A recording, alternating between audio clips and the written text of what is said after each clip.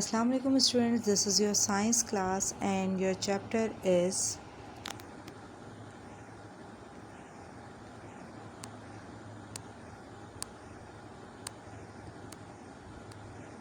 classification of living things. You have studied detailed lecture on this topic in your previous class and I hope you have memorized all the key points of those lectures, and if you have all of them it will be very easy for you to do these mental exercises in this lecture, because in this class we have some concept check type or mental exercises. So question number 1 is,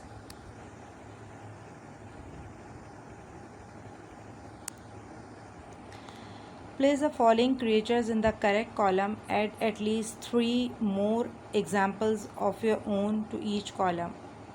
यहाँ पे आपके पास कुछ creatures दिए हुए हैं जिन्हें आपको classify करना है. किस तरह से क्लासीफाई करना है? वर्टिब्रेट और इनवर्टिब्रेट्स में. What are the vertebrates and what are the invertebrates? आप अपने इस चैप्टर में पढ़ चुके हैं कि आपके पास वर्टिब्रेट्स और इनवर्टिब्रेट्स क्या होते हैं. वर्टिब्रेट्स आपके पास वो होते हैं जिनके पास बैकबोन होती है. बैकबोन आपके पास क्या होती है कि आपकी बॉडी में आपका जो ब्रेन है, जहाँ पे बैक साइड पे आपका जो ब्रेन है उसका जो लोएस्ट पार्ट होता है ये वहाँ से स्टार्ट होती है और आपके हिप बोन पे जाके ख़त्म हो जाती है. ये आपकी बॉडी की मेन पार्ट है या मेन आपके बॉडी का जो स्केलेटल सिस्टम है उसकी मेन बोन है, जो कि आपके लाइफ के तमाम फंक्शंस को प्रॉपरली परफॉर्म करती है. यानी कि आप जो चलते हैं, भागते हैं, दौड़ते हैं, वो सब इस बैकबोन के ज़रिए मुमकिन है. अगर बैकबोन ना हो तो आपका चलना फिरना, दौड़ना भागना पॉसिबल नहीं है. इसको हम वर्टिब्रल कॉलम या स्पाइनल कॉर्ड भी कहते हैं. लेकिन जब हम वर्टिब्रल कॉलम या स्पाइनल कॉर्ड की बात कर रहे होते हैं तो उसमें हमारे पास दूसरे फीचर्स भी शामिल हो जाते हैं. अब आते हैं इनवर्टिब्रेट्स की तरफ. इनवर्टिब्रेट्स क्या होते हैं? जिनके पास बैकबोन या स्पाइनल कॉर्ड या वर्टिब्रल कॉलम नहीं होते इनकी बॉडी के अंदर, यानी कि इनका स्केलेटल सिस्टम नहीं होता, तो ये हमारे पास इनवर्टिब्रेट कहलाते हैं. ठीक है. वर्टिब्रेट की हमारे पास स्ट्रक्चर कैसा होता है, यहाँ पे आप वर्टिब्रेट के स्ट्रक्चर को समझने के लिए बहुत इजी ये समझ लीजिए कि एक पल्स का जो नेकलेस होता है, यानी मोतियों का जो हार होता है, जिस तरह से एक कोई वायर के अंदर मोती डाले हुए होते हैं और वो एक पल्स का जो एक नेकलेस बन रहा होता है, एक हार बन रहा होता है, ये उस तरह से होता है. एक एडल्ट इंसान के अंदर 24 पल्स, यानी कि वो जो स्पाइनल कॉर्ड्स होते हैं वो 24 होते हैं, जो आपके ब्रेन के लोएस्ट पार्ट से शुरू होके हिप बोन पे ख़त्म हो रहे हैं, जिसे आप उर्दू में मोहरे कहते हैं. वो तकरीबन 24 होते हैं एक एडल्ट पर्सन के अंदर. ठीक है. ये थे आपके पास वर्टिब्रेट्स और इनवर्टिब्रेट्स के डेफिनेशन. अब आप ये देखें कि आपने वर्टिब्रेट्स में कौन से एनिमल्स को रखा है. Cat, goldfish, whale, frog, parrot and lizard. ये आपके पास क्या हैं? वर्टिब्रेट्स हैं, क्योंकि इन सब के अंदर बैकबोन मौजूद होती है. और इनवर्टिब्रेट्स आपके पास कौन से हैं? Beetle, worm, snail, spider, slug and cockroach. इनके पास इन बैकबोन या स्पाइनल कॉर्ड या वर्टिब्रल कॉलम नहीं होता, इसलिए ये इनवर्टिब्रेट्स कहलाते हैं. Now next is choose the correct answer. Number 1, which of these is not one of the 5 kingdoms. इस चैप्टर में आप पढ़ चुके हैं कि तमाम लिविंग थिंग्स जो होते हैं उन्हें हम 5 किंगडम्स में क्लासीफाई करते हैं, यानी कि हमने उन्हें 5 किंगडम्स में डिवाइड कर दिया है, जिसमें एनिमल्स हैं, प्लांट्स हैं, प्रोकैरियोट्स हैं और इंसेक्ट्स हैं. जिसमें इंसेक्ट्स जो होते हैं वो बज़ाते ख़ुद कोई किंगडम नहीं है, किसी किंगडम का नाम नहीं है इंसेक्ट्स. ठीक है. लेकिन एनिमल, प्लांट्स और प्रोकैरियोट्स जो हैं ये किंगडम्स के नेम हैं. तो इसलिए यहाँ पे करेक्ट आंसर आपके पास क्या होगा? इंसेक्ट्स. नंबर 2 है, what do vertebrates have that invertebrates do not. ऐसी क्या चीज़ होती है जो वर्टिब्रेट्स के पास है और इनवर्टिब्रेट्स के पास नहीं है? तो वो आपके पास जो वर्टिब्रेट्स और इनवर्टिब्रेट्स के बीच में जो मेन डिफरेंस होता है वो किस चीज़ का होता है? बैकबोन का होता है। तो बैकबोन जो है वो आपके पास वर्टिब्रेट्स में होती है और इनवर्टिब्रेट्स में नहीं होती। Now question number 3, which of these is an insect? Blue bird, bat, spider, cockroach. यहाँ पे सबसे पहले आपको इंसेक्ट्स की डेफिनेशन देखनी होगी, क्योंकि कुछ क्रिएचर्स या कुछ लिविंग थिंग्स या ऑर्गेनिज्म जो भी आप कह लें वो इतने क्लोजली एक दूसरे से रिलेटेड होते हैं कि एनिमल ये इंसेक्ट्स की डेफिनेशन ना थोड़ा सा कंफ्यूज कर देती है। आप हमारे पास इंसेक्ट्स की डेफिनेशन क्या होती है कि अगर उसकी बॉडी के 3 पार्ट हैं, यानी कि हेड, थॉरिक्स और एब्डोमेन, तो वो इंसेक्ट्स कहलाएगा। मोर देन 6 लेग्स हैं, समटाइम्स मोर देन 6 लेग्स भी होती हैं और लेस देन 6 लेग्स भी होती हैं, ठीक है। तो यहाँ पे हमारे पास कॉकरोच और स्पाइडर, ये 2 चीज़ें ऐसी हैं जिनकी बॉडी के 3 पार्ट ही हैं, यानी कि हेड, एब्डोमेन और thorax. But cockroach is the correct answer. वो क्यों करेक्ट आंसर है? इसलिए कि उसके पास फेलर्स, 2 फेलर्स यानी कि 2 फेलर्स और एक एंटीना होता है। ये इंसेक्ट्स की डेफिनेशन का मेन पॉइंट है। 3 बॉडी पार्ट्स तो आपके पास नॉर्मल तमाम इंसेक्ट्स में आपको मिल जाएंगे, मोर देन 6 लेग्स भी मिल जाएंगी, लेकिन इंसेक्ट्स वही कहलाएंगे जिनके पास 2 फिलर्स उनकी बॉडी के अपर साइड पर होंगे। अगर आपने कॉकरोच को कभी देखा हो तो नॉर्मली आपने देखा ही होगा कॉकरोच को, तो उसके बॉडी के जो अपर पार्ट होते हैं उसमें एंटीना होते हैं, यानी कि वो फिलर्स और एंटीना एक ही चीज़ है। तो वो एंटीना या फिलर्स जो होते हैं उसकी वजह से वो इंसेक्ट्स की डेफिनेशन पे पूरा उतरता है कॉकरोच। यानी कि अब अगर हम इंसेक्ट्स की डेफिनेशन देखें तो उसकी बॉडी के 3 पार्ट्स होते हैं, हेड, थॉरिक्स और abdomen, and they have 2 antennas या 2 feelers on their upper side of their bodies, ठीक है। तो वो हमारे पास इंसेक्ट्स कहलाते हैं। Now number 4 is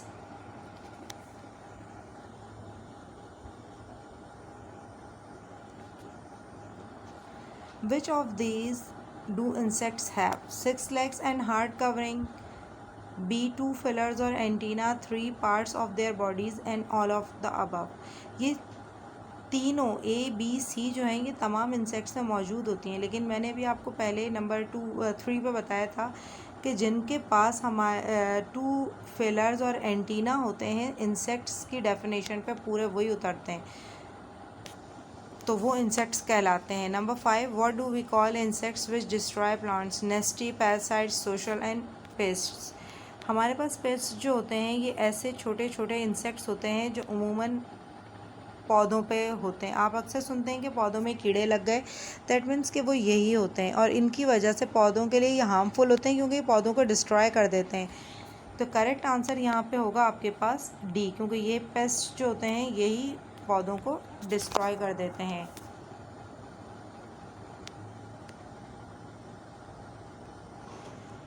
now which is the biggest and which is the smallest? Grass hopper and cockroach, fly and butterfly. Grass hopper जो होता है वो हमारे पास, अब यहाँ हम अकॉर्डिंग टू देयर साइज़ इसको बिगेस्ट और स्मॉलेस्ट में डिवाइड कर रहे हैं। ग्रास होपर यहाँ पे गिवन ऑप्शंस में सबसे ज़्यादा बिगेस्ट होता है और एंड जो होती है वो स्मॉलेस्ट होती है।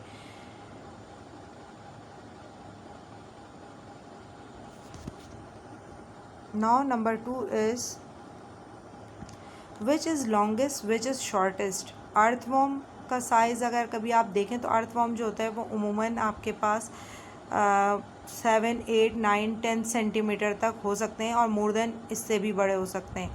हुकवॉर्म जो होता है उसका साइज़ आपके पास 6 to 8 मिलीमीटर होता है, 6 to 8 मिलीमीटर होता है।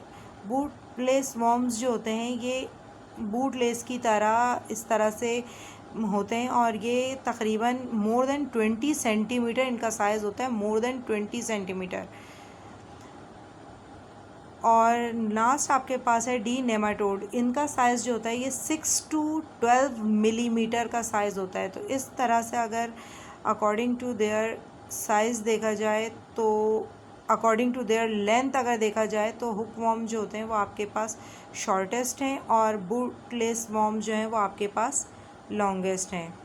Number 3, which is quietest and which is noisiest? Mosquito का आपने अनप्लेजेंट साउंड नॉर्मली सुना है, बज़ जो साउंड होता है उसका बज़ टाइप का। तो मॉस्किटो जो है वो नॉइजेस्ट है, और बीटल जो होता है वो यहाँ पे गिवन ऑप्शंस के में जितने भी हैं इनमें सबसे ज़्यादा क्वाइट होता है। Now number 4 is which is softest and which is hardest? Ladybird, dragonfly, beetle, butterfly and.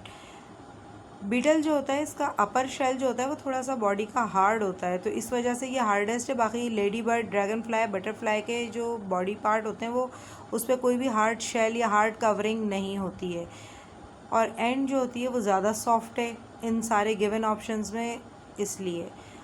Now fill in the blanks.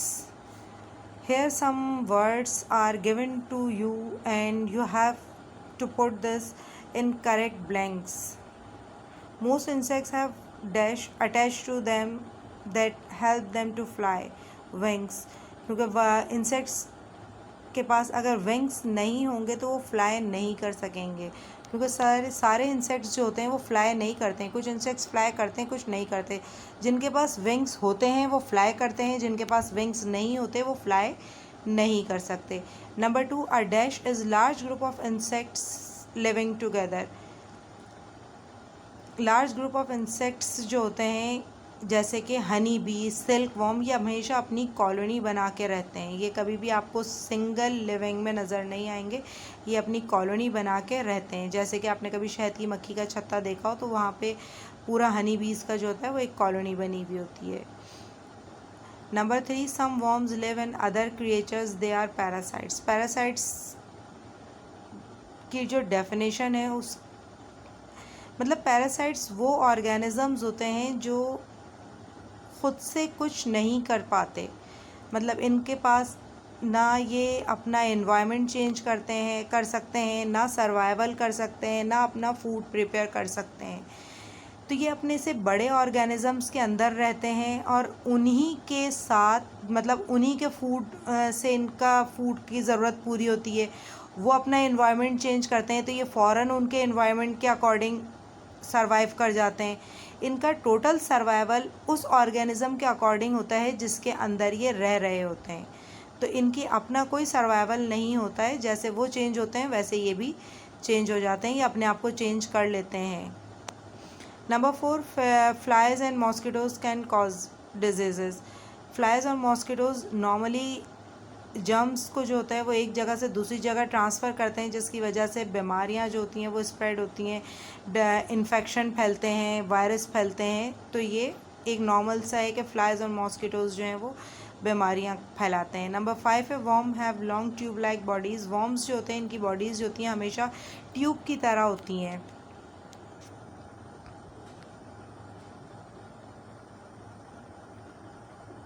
Now next question is that about the main difference between vertebrates and invertebrates. Vertebrates और invertebrates के main difference क्या होते हैं? They have vertebrates they have an internal skeleton. Invertebrates they have no internal skeleton. Skeleton क्या होते हैं? आपके जो बोन्स का जो सिस्टम है आपके पूरी बॉडी में हेड टू टो यानी कि आपके सर से पैर तक जो आपका स्केलेटल सिस्टम है ये वर्टिब्रेट में प्रेजेंट होता है और इनवर्टिब्रेट में ये नहीं होता। वर्टिब्रेट का जो स्केलेटल सिस्टम होता है यही वर्टिब्रेट को फर्म रखता है या अपने जो भी फंक्शंस होते हैं उसके जो भी परफॉर्मेंस होती है उसको प्रॉपरली परफॉर्म कर सकते हैं वर्टिब्रेट्स। अब backbone is present, backbone is not present. Vertebrates में बैकबोन प्रेजेंट होती है, इन वर्टिब्रेट्स में जब स्केलेटल सिस्टम ही नहीं है तो बैकबोन भी नहीं है। नंबर 3 है heart is on the ventral side of the body and heart और इनवर्टिब्रेट में है heart present is on the dorsal side of the body. यहाँ दो इंपॉर्टेंट टर्म्स यूज़ हो रही हैं, ventral and dorsal. What are the ventral side and what are the dorsal side? यहाँ अगर मैं आपसे कहती हूँ कि you put your hand on your heart, so where is your heart? Left side on your chest and your chest is in front of your backbone and your chest is in front of your backbone. Okay तो इसकी definition को आप यूँ समझ लें कि अगर backbone के फ्रंट साइड पे आपका हार्ट है अगर बैकबोन के फ्रंट साइड पे आपका हार्ट है तो वो वेंट्रल साइड है और आप वर्टिब्रेट हैं। और अगर आपका हार्ट बैकबोन की बैक साइड पर है, बैकबोन की बैक साइड पर है तो वो डॉर्सल साइड पर है और वो इनवर्टिब्रेट्स का होता है। यानी कि अगर आप बैकबोन को मिड पॉइंट लें तो अगर उसके फ्रंट साइड पे हार्ट है, बैकबोन मिड पॉइंट पर है, और अगर उसका बैकबोन मिड पॉइंट पर है और अगर हार्ट फ्रंट साइड पर है तो वो वर्टिब्रेट और वेंट्रल साइड कहलाएगा। ठीक है। और अगर हार्ट बैक साइड पर है, अगर हार्ट बैकबोन के बैक साइड पर है, पीछे की तरफ है, तो वो डॉर्सल साइड कहलाएगा और वो इनवर्टिब्रेट्स में होता है। सही है। ये फ़र्क है वर्टिब्रेट्स और इनवर्टिब्रेट्स में।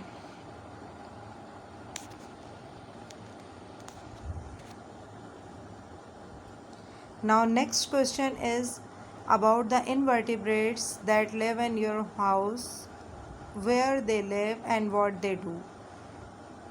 यानी कि वो इनवर्टिब्रेट्स जो आपके घर में रहते हैं और वो क्या करते हैं, वो कहाँ रहते हैं और वो क्या करते हैं। The most common insects that are found in our homes are bed bugs, flies and mosquitoes, etc. They live in places in our homes where there is generally lack of hygiene and they spread diseases। यहाँ invertebrates के लिए नीचे insects का word use किया गया है क्योंकि insects normally invertebrates होते हैं और दूसरे किसी टाइप के इनवर्टिब्रेट्स आपके होम में इस तरह से, आपके हाउस में इस तरह से नहीं रह सकते जिस तरह से इंसेक्ट्स रहते हैं। तो जनरली यहाँ पे कॉन्सेप्ट आपका इनवर्टिब्रेट कह के इंसेक्ट्स को ही कहा गया है। तो ये इनमें से हमारे जो घरों में नॉर्मली होते हैं वो बेड बग्स होते हैं, ये हाउस फ्लाइज होती हैं, मॉस्किटोज़ होते हैं और ये नॉर्मली जर्म्स को ट्रांसफ़र करते हैं एक जगह से दूसरी जगह। ये हमारे घरों में कहाँ रहते हैं, जहाँ पे थोड़ी सी सफाई की कमी हो, अनहाइजेनिक प्लेसेस हों या इस तरह से हो जहाँ पे प्रॉपरली सफाई ना होती हो, ये वहाँ रहते हैं और फिर ये जर्म्स को यहाँ से वहाँ ट्रांसफ़र करते हैं जो कि बीमारियों की वजह बन जाते हैं। Now number 3 is